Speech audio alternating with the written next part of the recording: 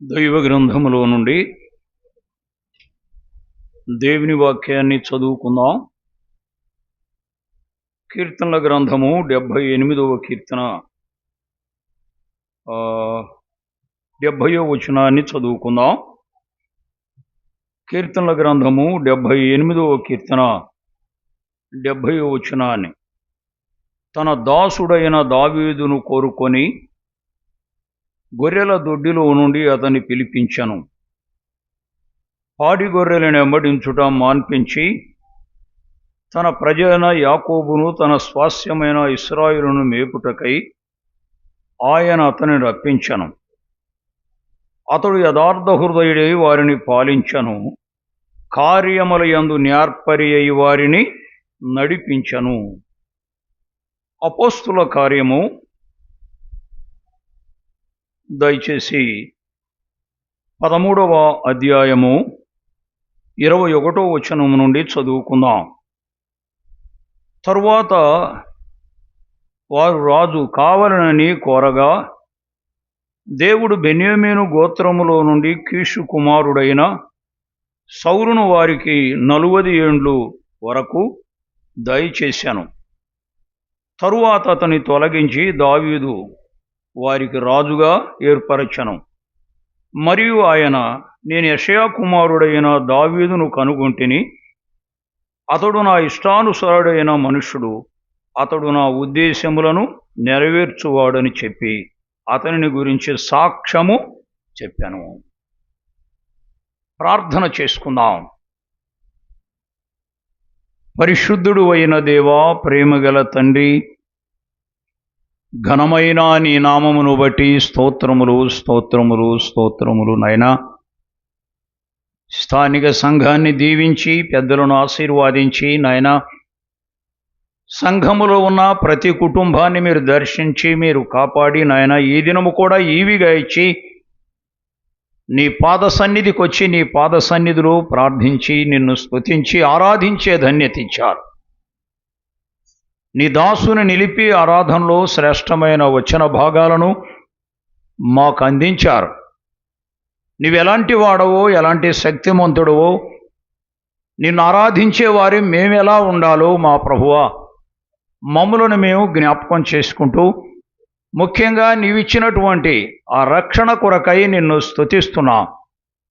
గొప్ప దేవా ప్రభువా, చక్కని పాటలు పాడడానికి మా ప్రియులకు ఇచ్చిన స్వరమును బట్టి నిన్ను స్తుతిస్తున్నాం.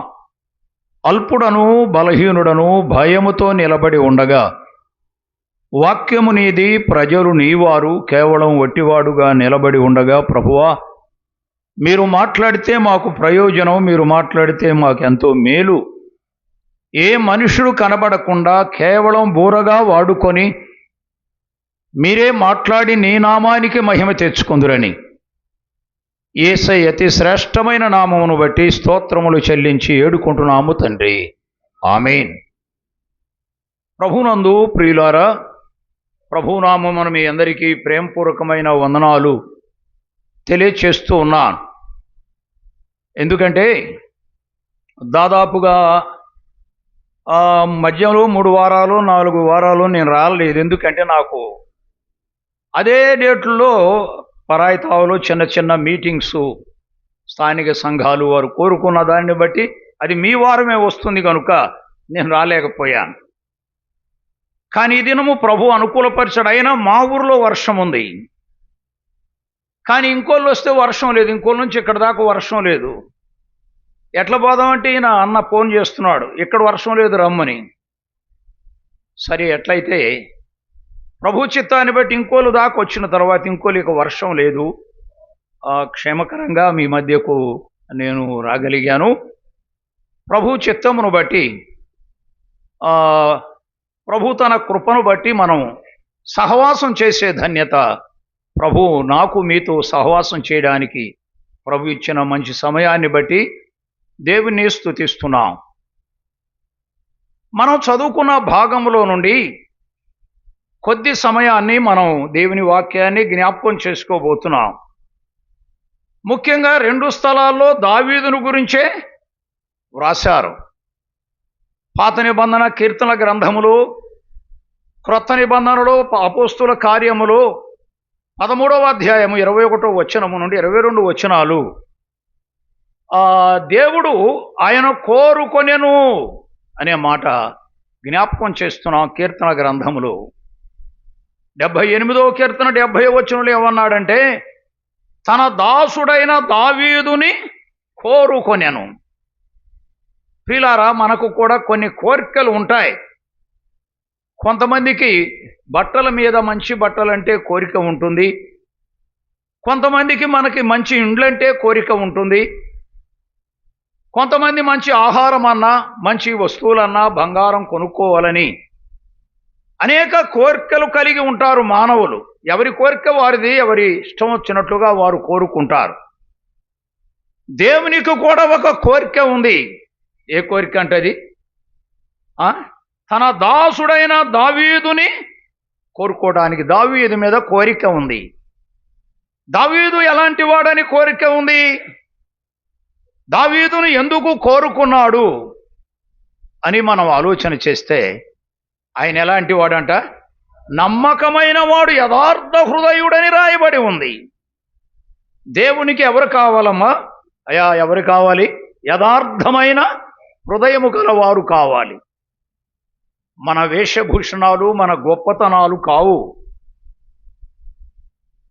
దేవునికి కావలసింది ఏమిటి అంటే నమ్మకత్వము, యథార్థమైన జీవితం. యథార్థమైన జీవితము, నమ్మకమైన వ్యక్తులు కావాలి.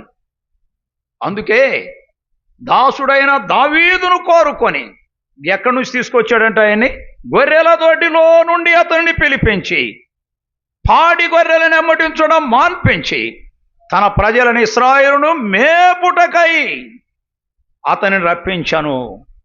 రెండవ మాట ఏమన్నా, కార్యములందు నేర్పరి అయి అతను నడిపించారు. కనుక అతడు యథార్థ హృదయుడని పిలిచాడు. అయితే మనల్ని కూడా కోరుకుంటున్నాడు. కొంతమందిని తన పని కొరకు, కొంతమందిని కోరుకొని తన పనిని చేయడానికి ఇష్టపడుతున్నాడు. అందరినీ రక్షణ కొరకాయనే పిలిచాడు. రక్షించబడ్డాం, ఎవరి పని వారు చేస్తున్నాం. సంఘములో పెద్దలుగా కోరుకుంటాడు. సంఘములో సేవకునిగా కూడా ఆయన కోరుకోవాలి.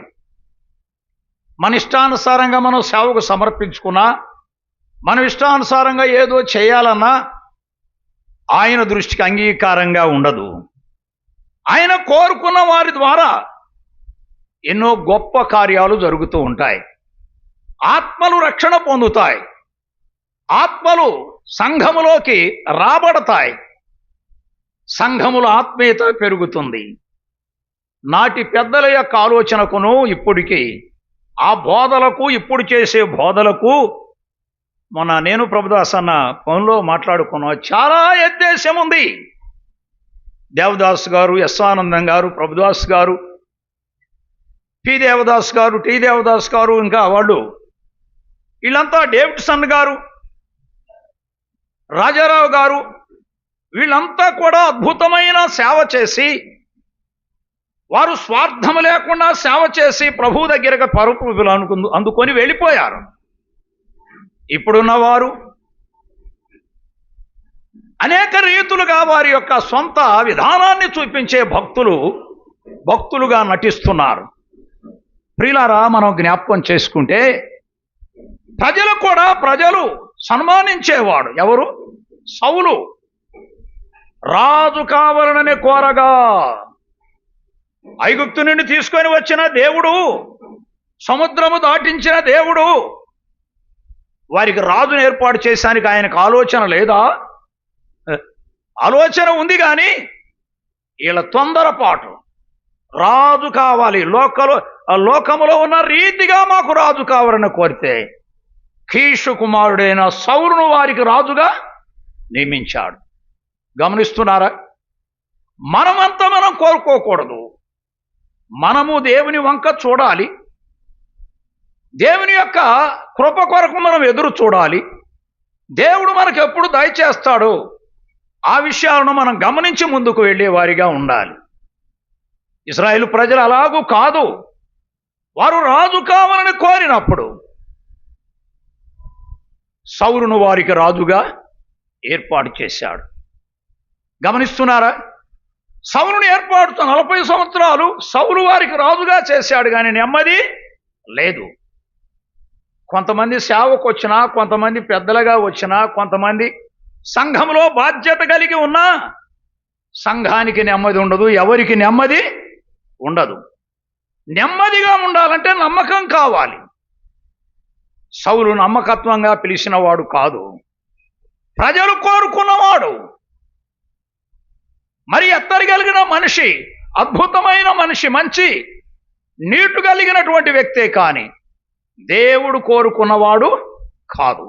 దేవుడు కోరుకున్నవాడెవరు? అపొస్తలుల కార్యం మనం చదువుకున్నాం. 21వ అధ్యాయం లేక 13వ అధ్యాయం 21వ వచనం నుండి చదువయ్యా. ఏమన్నాడు? తరువాత వారు రాజు కావాలని కోరగా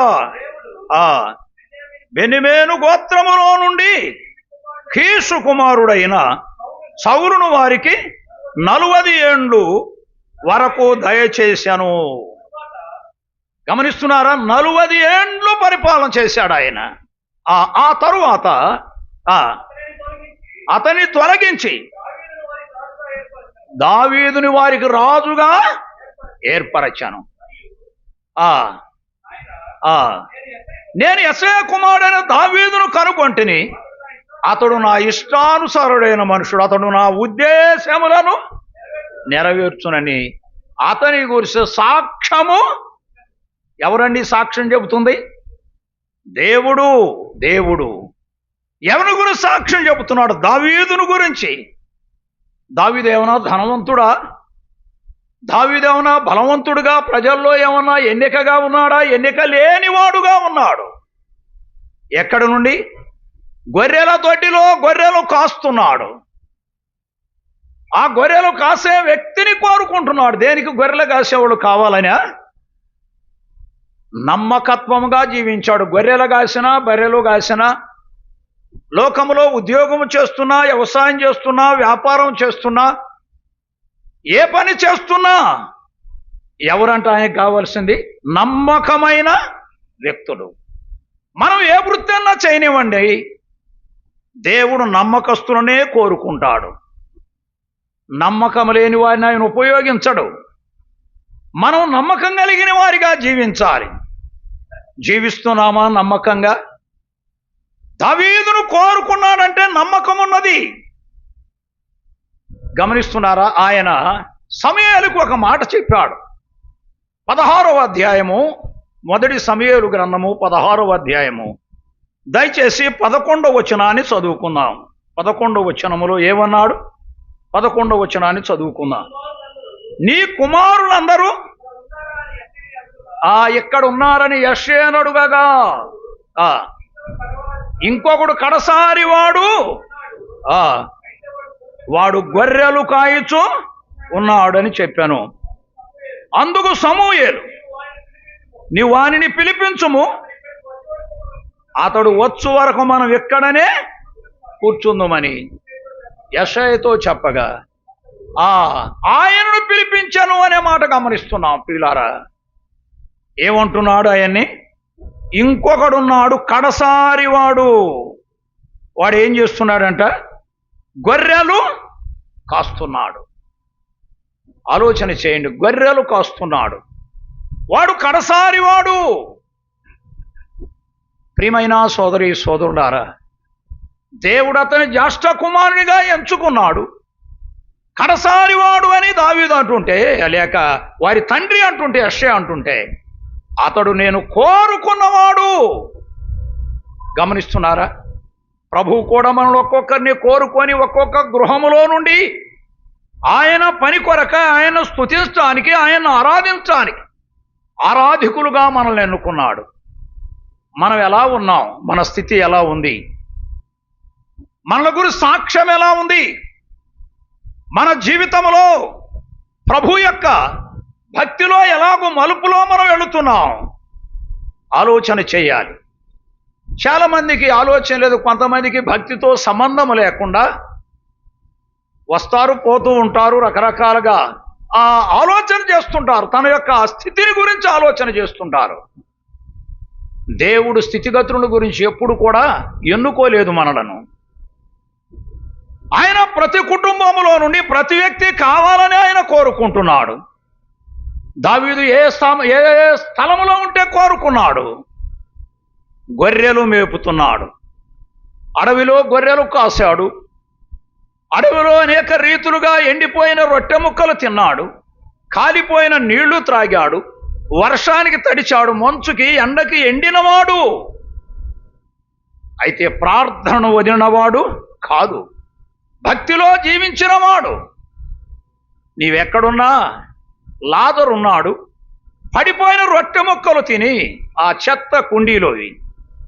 భక్తిని వదిలినవాడు కాదు, కురుపులతో ఉన్నా. అయితే ధనవంతుడేమన్నాడు? సన్నని వస్త్రాలు ధరించి, సన్నపు నార వస్త్రాలు, బల్లభోజనము చేసి గొప్ప చల్లని మేడగదిలో పండుకున్నప్పుడు ఈ లాజరు అన్నాడు, అయ్యా ప్రభువుని నమ్ముకోమని చెప్పుంటాడు ఎన్నోసార్లు, కానీ అతడు అంగీకరించలేదు. నమ్ముకొని నీవేం చేస్తున్నావురా? నా చెత్తంకున్న ముక్కలు తింటున్నావు అన్నాడు. తరువాత వారి స్థితి ఎలా ఉంది మనకు తెలుసు. పరలోకములో అబ్రహాము రొమ్మున అనుకొని ఉన్నాడు లాజరు.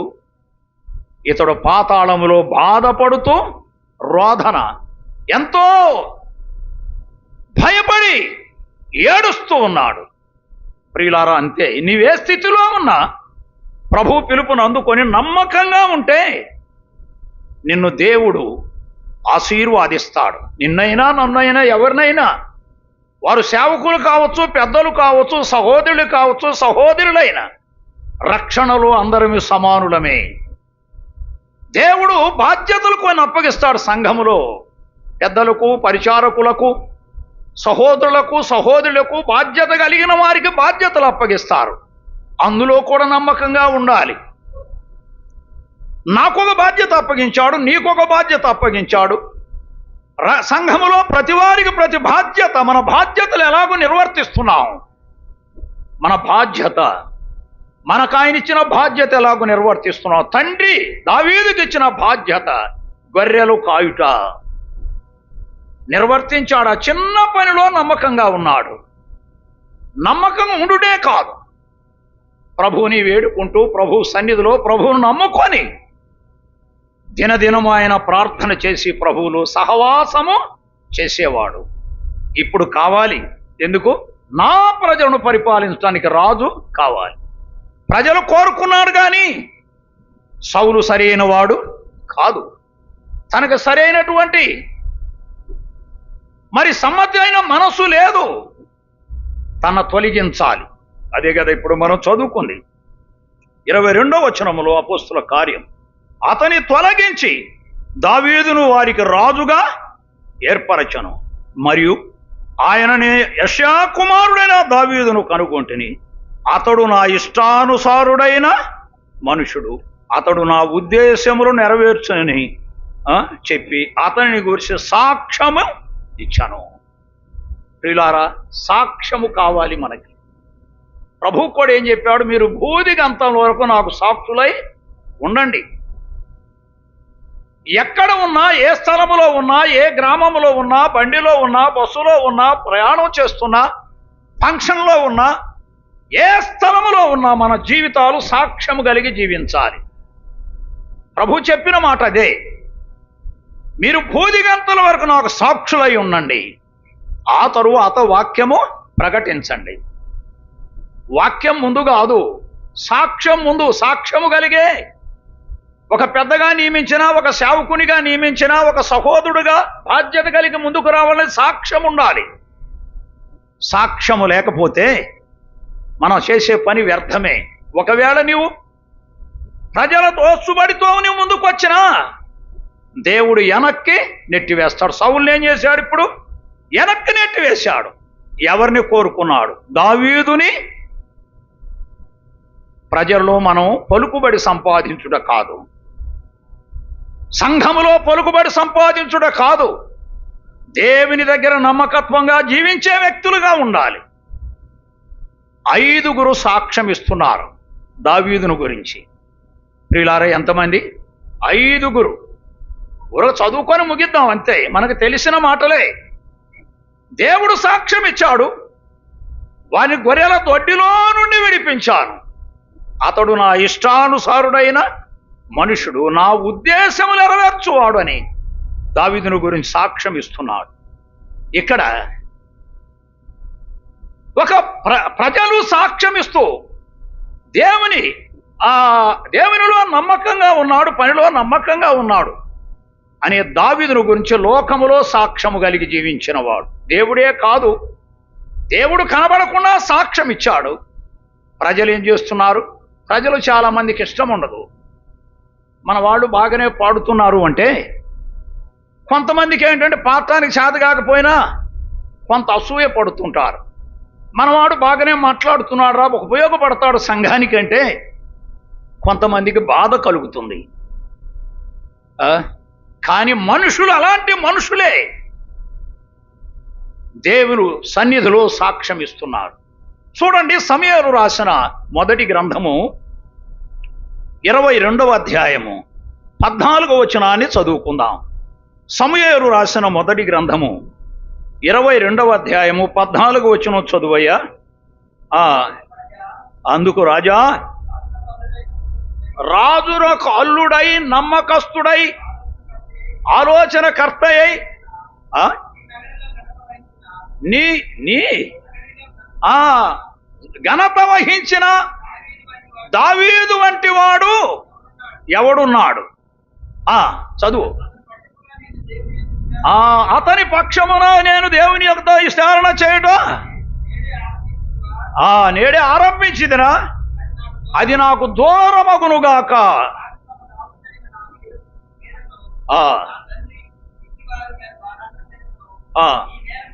ఈ నేరం మోపకుందుగాక. అహీతోపెలు, అహిమెలెకుడు యాజకుడు దావీదు ఆయన దగ్గరకు వస్తే గొలియాతు ఖడ్గమిచ్చి పంపించారని కొంతమంది సాడీలు చెబితే, రాజా, రాజున కల్లుడును నీ నగర్లో ఘనత వహించిన దావీదు వంటి వాడు ఎవడైనా ఉన్నాడా? అతని పక్షముగా నేను గనక దేవుని యొద్ద విచారణ చేస్తే అది నాకు దూరమగునుగాక. నా ఇంటి వారి మీద ఈ తప్పు మోపకుము అని చెప్పాడు. అయితే సౌలు ఏం చేశాడు? వీళ్ళు ఇతని దగ్గర ఎలాగూ చేశాడు, నాకు చెప్పకుండా వాడిని పంపించావు గనుక అతనితో పాటు ఎంతమందిని చంపించాడట? 85 యాజకులను ఖడ్గముతో చంపించాడు. ప్రియమైన సోదరులారా, యాజకులు సాక్ష్యమిస్తున్నారు. దావీదును గురించి ఏమంటున్నాడు? అతడు నమ్మకస్తుడు, రాజున కల్లుడై, ఆ నమ్మకస్తుడైన వానిని నీవెందుకు ఘనత వహించిన వాడు దావీదు వంటి వాడు నీ రాజ్యములో ఎవడైనా ఉన్నాడా? ఎలాంటి వాడట? ఘనత పొందినవాడు. దావీదు వంటి వాడు ఎవడున్నాడా? యాజకుడు. అహిమెలెకు సాక్ష్యం ఇస్తున్నాడు. ప్రియులారా, సాక్ష్యం ఇచ్చిన వాడిని చంపివేసినా దావీదు సాక్ష్యము పోలేదు, సాక్ష్యం ఇచ్చి చనిపోయాడు. వాడు దుర్మార్గుడై దావీదును చంపివేయాలని ఉద్దేశముతో ఉన్నవాడు. దావీదును పట్టుకోవాలంటే ఈయన తప్పించినవాడు యాజకుడు.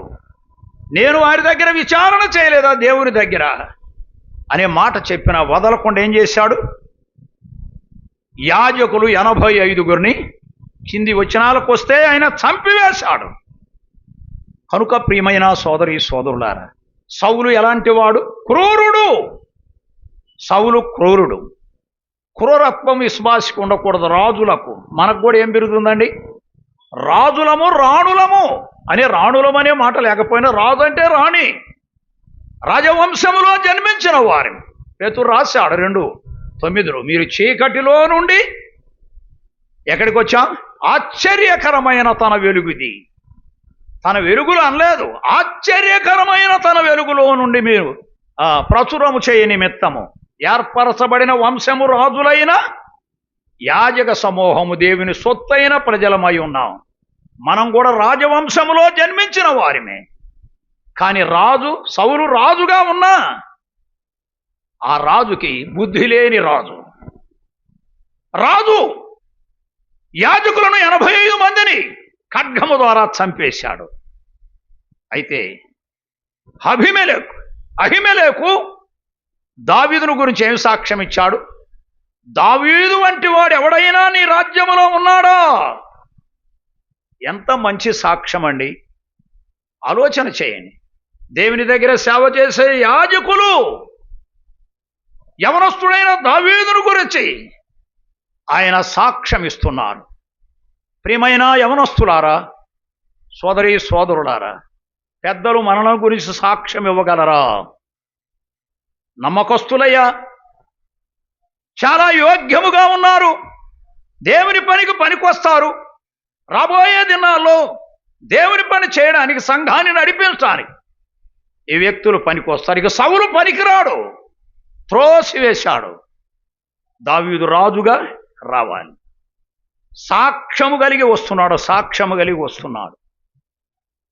సౌలు తన సేవకుడిని పిలిచి వాని దగ్గర విచారణ చేయండి, నా కుమార్తెనిస్తే వాడు నాలో చిక్కుకుంటాడు అని చెప్పి వారి సేవకులను పంపించాడు. చూడండి, 18వ అధ్యాయం సమూయేలు రాసిన మొదటి గ్రంథము 22వ వచనాన్ని చదువుకుందాం.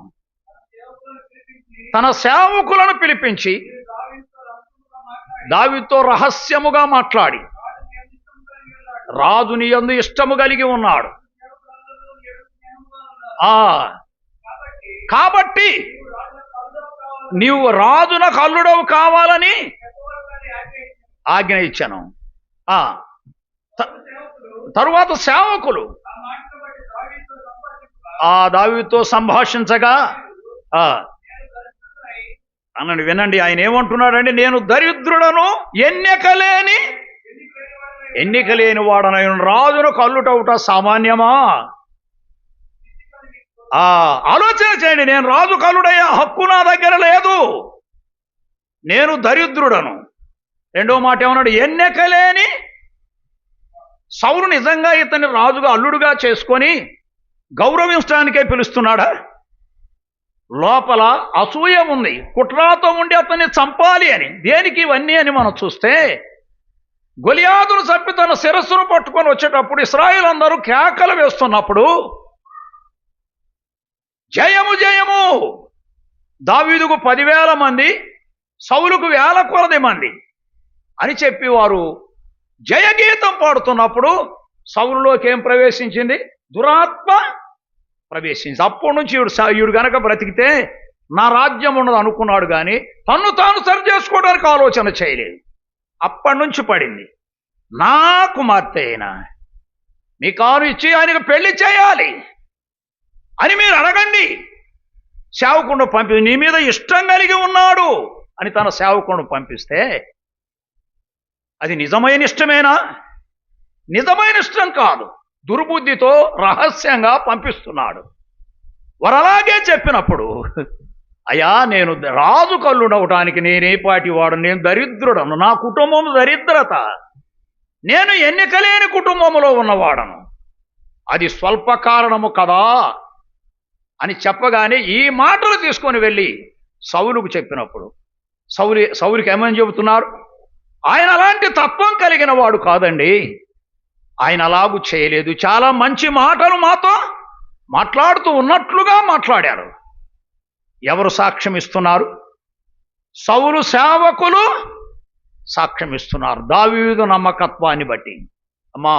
అయ్యా, మనం ఆలోచన చేయాలి. ఒకటి, అహిమెలెకు సాక్ష్యం ఇచ్చాడు యాజకుడు. రెండవది, సౌలు సేవకులు సాక్ష్యం ఇస్తున్నారు. మనల గురించి ఎవరు సాక్ష్యం ఇస్తున్నారు? మనల గురించి ఏం సాక్ష్యం వస్తుంది? నేను ఇక్కడికి ప్రతి ఆదివారం వస్తున్నాను, ఇక్కడ బాగానే ఉంటుంది నా విషయం అనుకోండి. మీకు తెలియదు, మా ఊరోళ్ళు ఎవరు లేరు కాబట్టి నన్ను గురించే చెప్పుకుంటున్నాను. మరి మన ఊర్లో నా సాక్ష్యం ఎలా ఉంది? అది గ్రహించాలి. వాక్యం చెప్పడం పరుగెడడం కాదు. మనకు సాక్ష్యం ఎలా ఉంది? మన స్థానిక సంఘములో, మన ప్రాంతములో, మన ప్రజల మధ్య మనకు సాక్ష్యం ఎలా ఉంది? మనకు సాక్ష్యం కావాలి. ఆలోచన చేయండి. అహిమెలెకు సాక్ష్యం ఇస్తున్నాడు, సౌలు సేవకులు సాక్ష్యం ఇస్తున్నారు. ప్రియమైన సోదరి సోదరులారా, 28వ వచనం చదువయ్యా. 18వ అధ్యాయం 28వ వచనం. యెహోవా ఆ దావీదుకు తోడుగా ఉండుటయు తన కుమార్తెనే మీకాలు అతని ప్రేమించుటయు సౌలు చూసి ఆ దావీదునకు మరి ఎక్కువగా భయపడ్డాడు. విరోధముగా భయపడ్డాడు, విరోధముగా ఉంటున్నాడు. ఇవి మంచివాడన్న సంగతి తెలుసు, విరోధ బుద్ధితో ఉంటున్నాడు. మీకాలు తన మీద ఇష్టము కలిగి ఉంది, తను భర్తగా చేసుకోవడానికి ఆమెకు ఇష్టంగా ఉంది. కానీ దావీదు సౌలు చెప్పిన మాటలు అంగీకరించలేదు. నేను దరిద్రుడను, ఎన్నెక్కలేని వాడను, నాకొద్దయ్యా, నేనేపాటి వాడిని రాజు కళ్ళును కాటానికి. అయినా దావీదు మీద మీకాలు ఇష్టముగా ఉన్నది కనుక సౌలు దాన్ని చూసి మిక్కిలి భయపడ్డాడు. అసూయ భావంతో కూడా ఉన్నట్లుగా మనం గమనిస్తున్నాం. కనుక ఇద్దరు సాక్ష్యం ఇస్తున్నారు. మూడవదిగా మనం గమనిద్దాం. చూడండి, సమూయేలు రాసిన మొదటి గ్రంథములోనే 19వ అధ్యాయము 4వ వచనాన్ని చదువుకుందాం. యోనాతాను తన తండ్రి అయిన సౌలుతో దావీదును గురించి దయగా మాట్లాడి, నీ సేవకుడైన దావీదు ఈ విషయములో ఏ తప్పిదమును చేసిన వాడు కాక బహుమేలు చేశాను కదా రాజా, అతని విషయంలో ఏ పాపము చేయకుందువుగాక. అతడు ప్రాణమునకు తెగించి ఆ ఫిలిష్తీయుని చంపగా యెహోవా ఇశ్రాయేలులందరికీ గొప్ప రక్షణ కలుగజేశానని అది నీవే చూసి సంతోషించవు కదా రాజా. నిష్కారణముగా దావీదును చంపి అందుకు పాపము చేస్తావు, నిరపరాధి యొక్క ప్రాణము తీసి. ఎవరు సాక్ష్యం ఇస్తున్నారండి? సౌలు కుమారుడైనటువంటి యోనాతాను సౌలు ఇంట్లో. ఎవరి పక్షాన? వాస్తవంగా ఎవడైనా ప్రక్కన వస్తుంటే, ఇప్పుడు రాజకీయాలు మనం చూస్తున్నాం, ఎవరి పిల్లలను వాళ్ళే పైకి లేపుకుంటున్నారు. అసలు రాజకుమారుడైన యోనాతాను దావీదు సౌలు మంచివాడు కాదని గ్రహించాడు, దావీదు నమ్మకస్తుడని గ్రహించాడు. గ్రహించి సౌలుతో చెబుతున్నాడు, అతడు ఇసపు చూపు చూస్తుంటే, రాజా, దావీదు నమ్మకస్తుడు, అతడు ప్రాణమునకు తెగించి ఆ ఫిలిష్తీయుని చంపగా ఇశ్రాయేలందరికీ గొప్ప రక్షణ కలుగజేసినది నువ్వే చూసి సంతోషించదు కదా రాజా. నిష్కారణముగా దావీదును చంపి నిరపరాధి యొక్క ప్రాణం ఎందుకు తీస్తావని ఆయన చెప్పగా, నేను పాపము చేసి తిని ఒప్పుకుంటున్నాడు సౌలు. అది నిజమైన ఒప్పుకోలు కాదు. అప్పటి వరకే తాలో దురాత్మ ఉంది, అసూయ భావం ఉంది. వాడు ప్రాణం పోయేవారిగాక అది పోదు. అది అలాగే నిలబడి ఉంటుంది. కొంతమందిలో, విశ్వాసుల్లో కూడా కొంతమందిలో అది నిలబడే ఉంటుంది, అది పోదు. ఏ స్త్రీల్లోనైనా పురుషుల్లోనైనా పై వేషం, పై భక్తి, అది పనికి రాదు విశ్వాసికి. విశ్వాసి నమ్మకస్తుడుగా ఉండాలి. దావీదు నమ్మకంగా ఉన్నాడు. సౌలు కూడా రాజే, కానీ తనలో ఇసపు సంబంధమైన ఆలోచన పోలేదు. తన కుమారుడైన యోనాతాను దావీదును గురించి దయగా మాట్లాడుతున్నాడు. అతడు నమ్మకస్తుడు, ప్రాణాన్ని లెక్క చేసిన వాడు కాదు. నా ఇశ్రాయేలు నా ప్రజల కంటే నా ప్రాణం ఎక్కువైనది కాదు. ఆ ఫిలిష్తీయుల మీద సవాలు చేస్తున్నాడు. నేను వెళ్ళి వాణ్ణి సంహరించాలి. దేంతో సంహరించాడండి? కత్తి లేదు, ఈట లేదు. ఒక వడిసీల రాయి తీసుకొని ఆ నుదుడ కొట్టగా వార్ల పడ్డాడు. వార్ల పడతాడా? ఎల్లికలగబడాలి కదా. వెనకాల దావీదు దెబ్బ కాదది. దావీదు నేను యెహోవా పక్షాన్ని దానికి వస్తున్నానన్నాడు. ఒకే దెబ్బ ముచ్చెన గుంటలో కొట్టుంటాడు దావీదు. వాడు కింద వార్ల పడ్డాడు. ఇక అవతల చేశాడు, జయము జయము అనుకుంటూ వాని వరలో ఉన్న ఖడ్గమును తీసి నరికి ఆ శిరస్సును తీసుకొని వెళుతున్నాడు. అంత ప్రాణమునకు తెగించంత బలాఢ్యుడు. ఇశ్రాయేలందరూ కూడా భయపడిపోయినటువంటి ఆ ఫిలిష్తీయుని చంపడానికి ఏమాత్రం భయపడిన వాడు ప్రాణాన్ని లెక్క చేసిన వాడు కాదు. అలాంటి వాడిని నీవెందుకు చంపుతావు? నిరపరాధి యొక్క ప్రాణమును తీసి ఎందుకు పాపము చేస్తావు? అప్పుడు ఒప్పుకున్నాడు, అయ్యా నేను ఇక దావీదును చంపను అన్నాడు. కానీ వాని దగ్గర ఏముంది? ఇసపు చూపు. గమనిస్తున్నారా? అలాగే ఫరాలైపోయి కీషు అనగా అక్కడ ఆకీషు రాజు ఫిలిస్తీన్ దగ్గర చేరాడు. రాజు దావీదు అక్కడ ఉంటున్నాడు. ప్రియులారా, యోనాతాను సాక్ష్యం ఇచ్చాడు, అహిమెలెకు సాక్ష్యం ఇచ్చాడు, సౌలు సేవకులు సాక్ష్యం ఇచ్చారు. అయితే ఇక్కడ మరొక మాట చదువుకుందాం చూడండి. 29వ అధ్యాయం సమూయేలు రాసిన మొదటి గ్రంథము 8వ వచనాన్ని చదువుకుందాం. లేక 6వ వచనమైన చదువు. 6వ వచనం చదువయ్యా. కాబట్టి ఆకీషు దావీదును పిలిచి, అంటే వీళ్ళు ఇశ్రాయేలు మీదకి యుద్ధానికి వెళుతున్నారు. వీరు వారితో కూడా దావీదు సైన్యం కూడా రావాలని ఆకీషు కోరాడు. కానీ దావీదు కూడా తల ఒక ఖడ్గం తీసుకొని బయలుదేరినప్పుడు ఫిలిస్తీయుల సర్దారులు ఏమన్నారంటే, ఈ రాజే ఇతని గురించే కదా దావీదుకు 10,000 మంది, సౌలుకు 1,000 కొలదని ఫిలిస్తీని చంపినప్పుడు ఇతనే కదా రేపు మనకు విరోధంగా ఉంటాడు, ఈయన వద్దన్నాడు. అందుకు ఆకీషు దావీదును పిలిచి ఇప్పుడు అంటున్నాడు, చదువయ్యా, ఏమన్నాడు?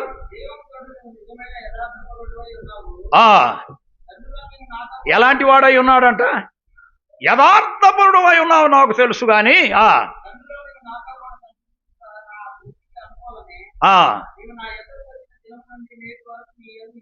ఏ దోషమును నాకు కనబడలేదయ్యా, నమ్మకంగా ఉన్నావు, యథార్థపరుడవు. కానీ ఫిలిస్తీయుల సర్దారులు నీ మీద ఇష్టము లేదన్నారు, ఇష్టము లేకుండా ఉన్నారు. రాజా నేను ఏమి చేశాను? నేను నమ్మకస్తునే కదా అంటున్నాడు. 8వ వచనం చదువుకుందాం. 8వ వచనం చదువయ్యా. నేను ఏమి చేసి తిని నా వేలిన వాడవైన రాజా,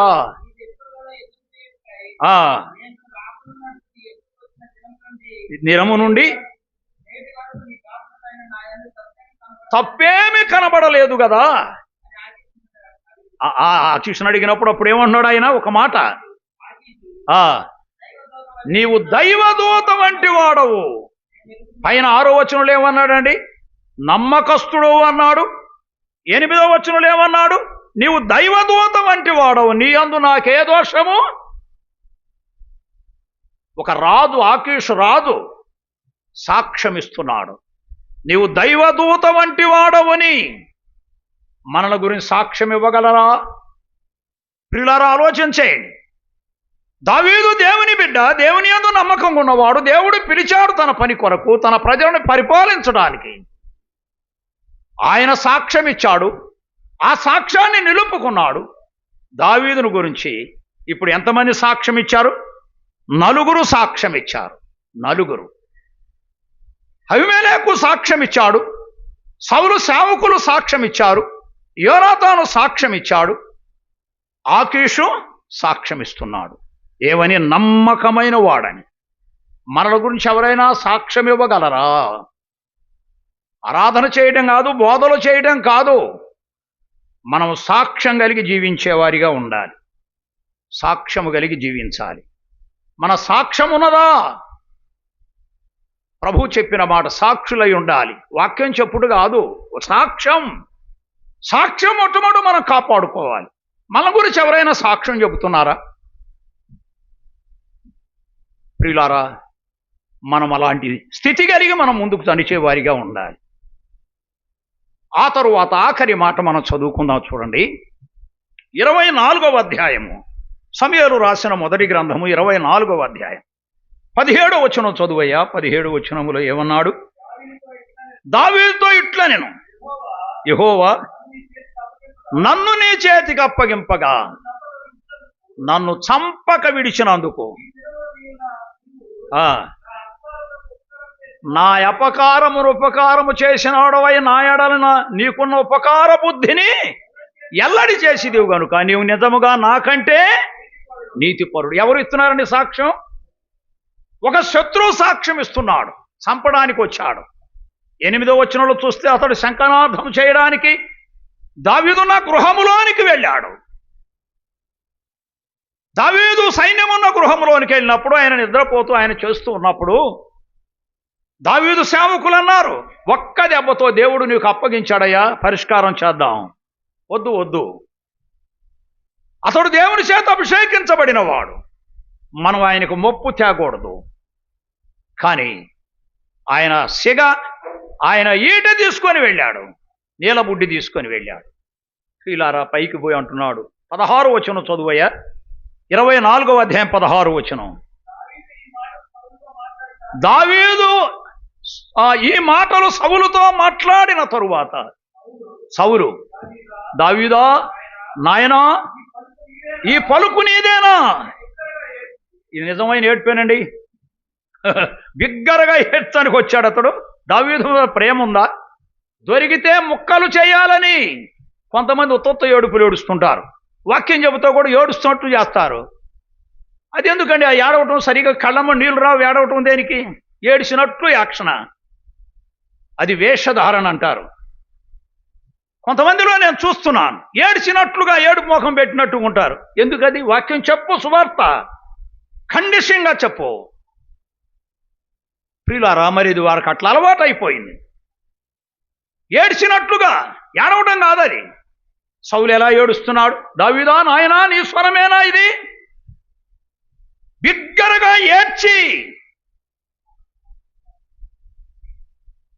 దావీదులో ఉన్నటువంటి నమ్రత, దావీదులో ఉన్న యథార్థత, దావీదులో ఉన్న సాక్ష్యం మనం కలిగి జీవించాలి. అదే మనం ఎందుకు చదువుకున్నామంటే, ఇది వరక మనకు వచ్చిన చదువుకోవటం కాదు. వివరించడానికి నా జ్ఞానం చాలదు. అర్థం చేసుకోండి మీరు చదివిన మాటలు, జాగ్రత్తగా అర్థం చేసుకొని అలాగుంటున్నామా లేదా, మన జీవితాలు ఎలా ఉన్నాయి మనం పరిశీలన చేసుకొని, ప్రతి మాటకు దేవుని దగ్గర తీర్పు ఉంది. ప్రతి మాటకు మనం మాట్లాడే ఎవరు వినలేదనుకున్నా దేవుడు వింటున్నాడు. మనం నడిచే నడతల్లో, మనం నడిచే సమస్తములో కూడా దేవుడు వింటున్నాడు. దేవుడి సాక్ష్యం, ప్రతిదానికి సాక్ష్యం ఉంది. అమ్మా, మన వాళ్ళు ఎవరు వినలేదని నేను ఎక్కడైనా మాట్లాడినా, మీరెవరు వినకపోయినా, నేను మంచోడని మీరు అనుకున్నా, నా మాట ఎవరింటారు? దేవుడు వింటాడు. కనుక నోటిని మనం జాగ్రత్తగా కాపాడుకోవాలి. ఏవు నోటి మాటతో కూడా పాపము చేయలేదని ఆయన గురించి సాక్ష్యం ఉంది. ఆ సాక్ష్యం మనం సంపాదించుకోవాలి. కనుక సౌలు ఏమంటున్నాడు? ఏడ్చి, నాయనా ఇది నీ స్వరమేనా? ఏడవలసిన వాడా? రే పడండి రా, వాడు ఎనికిద్ది పడండి అనవలసిన వాడు దొరకదిక. మనకే ప్రమాదం వస్తుంది, మనల్ని ఇది విడిచేశాడు. దావీదు సంపదలుచుకుంటే చేతికి బాగా దొరికాడు. కానీ దావీదు అలాగు అందుకు ఇక అంటున్నాడు, చూడండి ఇక 17వ వచనంలో ఏమన్నాడు? 17వ వచనంలో చదువుకుందాం. 17వ వచనంలో ఏమన్నాడు? యెహోవా నన్ను నీ చేతికి అప్పగించక, నన్ను చంపక విడిచినందుకు ఈ దినమును నీవు నా ఉపకారం ఎల్లడి చేసి, నా ఎడ నీకున్న ఉపకార బుద్ధిని ఎల్లడి చేసి కనుక నీవు నిజముగా నాకంటే నీతిపరుడు, నీవు నిజముగా రాజు అవుతావు. రాజు అవుతాడన్న సంగతి తెలుసు, కానీ చంపేస్తే మనకు అర్థం లేకుండా పోతాడు. కానీ దేవుడు ఎందుకు చంపుతాడని కోరుకున్నవాడిని కోరుకొని నిలిపాడు. ఎంతమంది వచ్చినా తప్పిస్తాడు. ఇలాంటి సౌళ్ళు ఎంతమంది వచ్చినా దావీదుని ఏం చేయగలరు? దావీదుని ఆయన తప్పించగలిగిన వాడు. ఒకే గృహలో ఉండి దావీదు కనుమరుగయ్యాడు. దేనివల్ల? దేవుడు వారికి అందరూ గాఢ నిద్ర కలుగు చేశారు. ఆయన నీలబుడ్డి ఇంటిని కూడా తీసుకొని వెళ్ళారు ఒకసారిలో.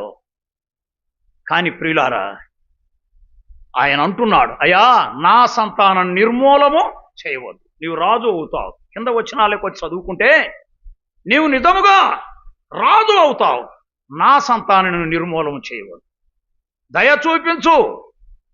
ఎంతవరకు సాక్ష్యం ఇస్తున్నాడండి సౌలు? శత్రువు సాక్ష్యం ఇస్తున్నాడు. గమనిస్తున్నారా? అహీయెలకు సాక్ష్యం ఇచ్చాడు, సౌలు సేవకులు సాక్ష్యం ఇచ్చారు, తన కుమారుడిని యోనాతాను సాక్ష్యం ఇచ్చాడు. ఆ తర్వాత ఎవరు సాక్ష్యం ఇస్తున్నాడు?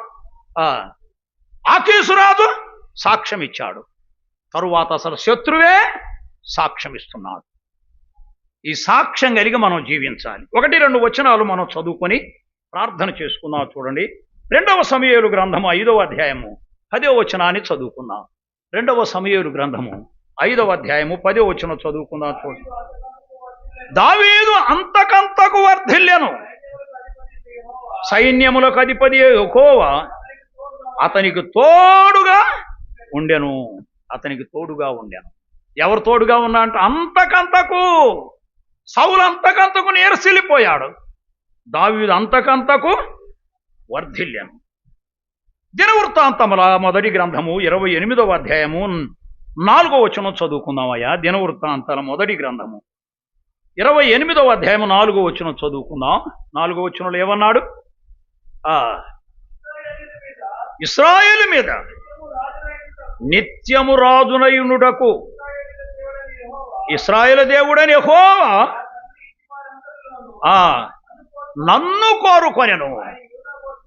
యూదా గోత్రములో తన తండ్రి ఇంటిని నన్నును ఏర్పరచుకొనెను.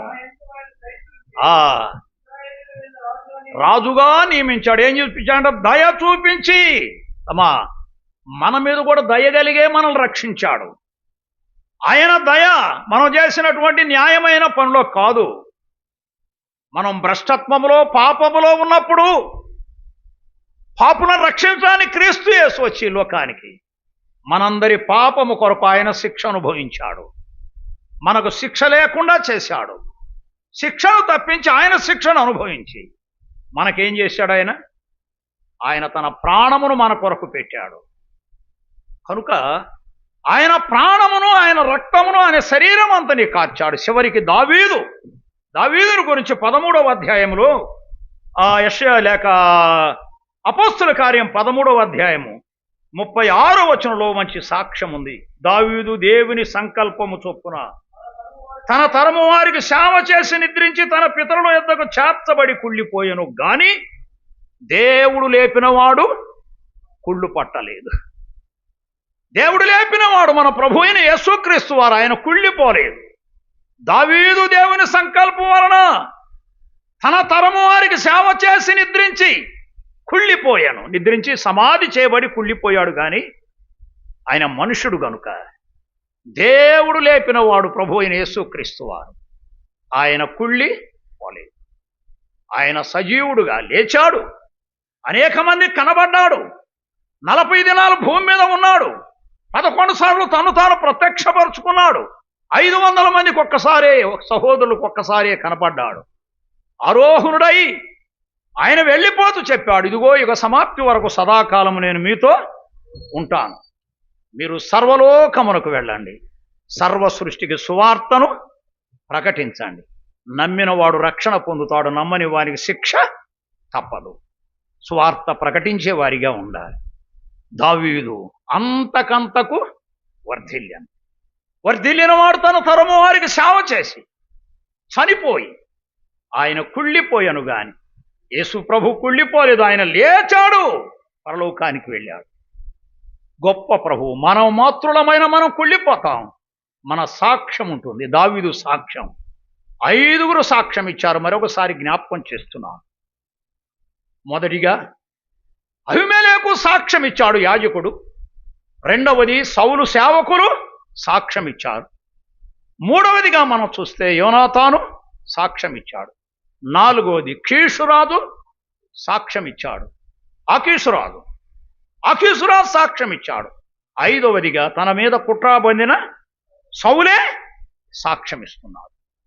మనకు కూడా సాక్ష్యం అవసరం.